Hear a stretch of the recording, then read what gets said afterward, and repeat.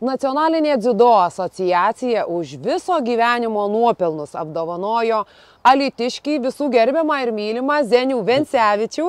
Tai gerbiamą Zeniau, ką jums reiškia toks už viso gyvenimo nuopelnus ir piniginis, ir pagarbos, ir tie visi titulai teikti, ką jums tai reiškia? Man reiškia tai daug. Ten tie visi apdovanojimai, kai buvo tokie momentiniai, kada pasaulio paruošė medalį, ten Europos medalį, pasaulio medalį.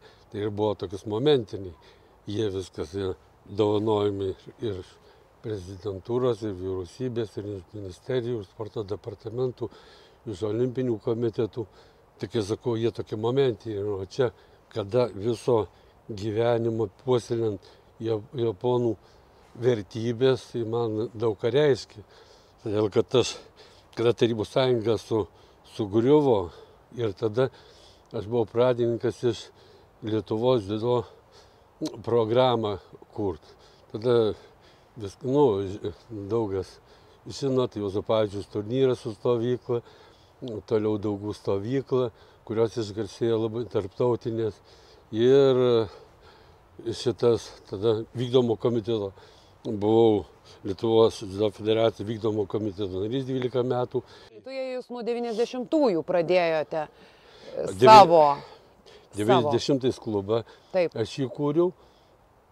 Tada grįžęs iš Austrijos aš daug ką pamačiau, man akis praregėjo. Ir kad galvoju, Zeniaus tai biudžetiniai dėžutėj, finansiniai biudžetiniai dėžutėj tai ir neuždarysit. Ką? Ir supykdėm biudžetinės organizacijas, kurios nemėgsta trenerių, lyderių, iniciatyvių, jos gali sugriauti tarybinę kolkozų sistemą. Nes žinoma, kad visas sportas užsienyje yra paremtas klubų sistema.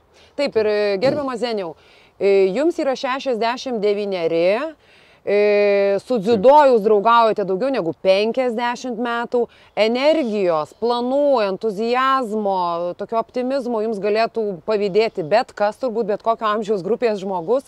Iš kur viso to semėtės? Tai semtis, tai aišku, čia yra prigimtis. Kaime užaugę, labai sunkiai dirbom, labai sunkiai, labai tėtė buvo reiklus, darbštus buvo, ir mes visi Vencevičiukai kaip velniukai esam. O paskui, kaip ir tą moralės kodeksą, kada aš parsivežiau iš Monako, žiūriu 8 punktai. Ir sukau galvą, diskutavau su mokytojais, su pedagogais, su treneriais, su kunigais ir įdėjau darbštumą ir tikėjimą. Galvoju, be tikėjimo, kas yra žmogus. Ir darbštumas. Be darbštumo vėl sukūriau darbštumo savo sistemą. Galvojau ir vis dėlto sukūriau. Aš pradėjau darbų žmogų skatinti. Kiti treneriai, gal žinot, blogai, ką nors sportininkas padaro, tai bauda atsispaudimo, pritupimo, o pas mane atvirkščiai. Jei tinginiau kiek nori. Jei gerai padarėjai, laimėjai, tau daugiau, didesnį krūvį duodu, atsispaudimų daugiau, viso to duodu daugiau, duodu kaip dovana, kaip premija. Aš sugriovau tą tarybinę sistemą, kad reikia darbų žmogų baust. Sukūriau šitą visą. Ir tas visas, aišku, čia viskas palaipsniui ir gaunasi. Taip, ir parodykit galbūt šį ir apdovanojimą dar mūsų žiūrovams. Didelis iš tiesų įvertinimas jums. Na ir jūs išugdėte tokius jaunimo čempionus kaip Alių Bračiulį, Europos jaunimo festivalio čempioną, Aldą Baranauską 92-aisiais Jeruzalėje užėmė 1. vietą. Jūs turbūt papildysite tų išugdytų jaunuolių vardus, pavardės, bet kaip sekasi dabar, sakykim? Taip, papildyti, tai ten neskaičiavau niekada. Ten tarp visų sporto šakų, kaip ališkų, sambo, dziudo, ne tik čempionatai, bet pasaulio taurės, ir jauni, ir jaunimas, ir suaugę, ir senjorai, meistrai, kaip dabar vadinasi. Tai virš 100 esu paruošęs. Dabar tai aš jau esu atleistas, išvytas iš sporto rūmų ir dirbu klubo pagrindais. Nu, nieko baisaus, viskas gerai. Klubai turi atsistoti ant kojų, nes kadangi daug pasaulį išleidęs tų medalių, tai ir draugauju su visais tais sportininkais, tai ir pagalbos atsiranda. Gerai, tai Zeniau, jūs per savo darbinę karjerą, apie 46 metai mokytojas, su dziudo draugaujate virš 50 metų, esate išugdęs per 8000 jaunųjų sportininkų. Per jūsų, kaip sakoma, auklėjimo sistemą yra praėję. Ar sveikinasi, ar bendraujat, kaip tiesiog tie visi santykiai, galbūt daug labai draugų turite? Gal ir daugiau paleidęs į gyvenimą, kai sakau, paleidęs į gyvenimą, nes tie, kurie pradėjo lankyti ar 1 metus, ar 2 metus, jau visienį įstrigo širdį ir yra tavo vaikas, sportininkas.